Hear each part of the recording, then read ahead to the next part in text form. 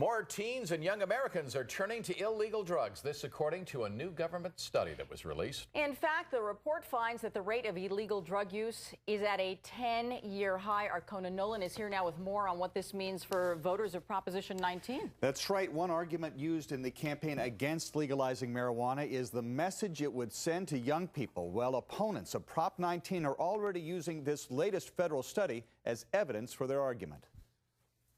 It's the highest rate of drug use in a decade, up 9% nationally and in California. Some believe it's part of the economic downturn. Most disturbing, say policy experts, is the increase in drug use among the young. That the spike in the use of marijuana mirrors a changing. Dr. Howard Samuels is a leading expert in drug abuse treatment. He says scores of his clients have become addicts as a result of medical marijuana, which is some of the most powerful, toxic marijuana out there. And these are kids that are 17, 18, 19, 20 years old that are addicted to it, smoke it all day, and all they do is walk into these shops and they get whatever they want. It is a joke. Today's report may end up playing a part in the ongoing debate over Prop 19 on the ballot in November. The measure would allow anyone 21 or older to buy up to an ounce or grow their own small amount of marijuana. Supporters say it would be a tax source for local governments and would save costs on law enforcement here and in Mexico. We're going to put those drug cartels out of business.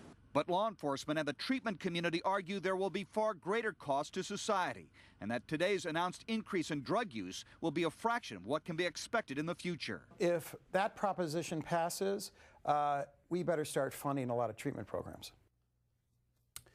If Prop 19 passes, California will be the first state in the nation to legalize marijuana for recreational use. Interestingly enough, many providers of medical marijuana oppose the measure in that it would probably put them out of business. Do we know how it's doing in the polls now? So far, the surveys we've seen, it's losing, but law enforcement is very much against it in many respects, although there are some police chiefs who come out in favor of it.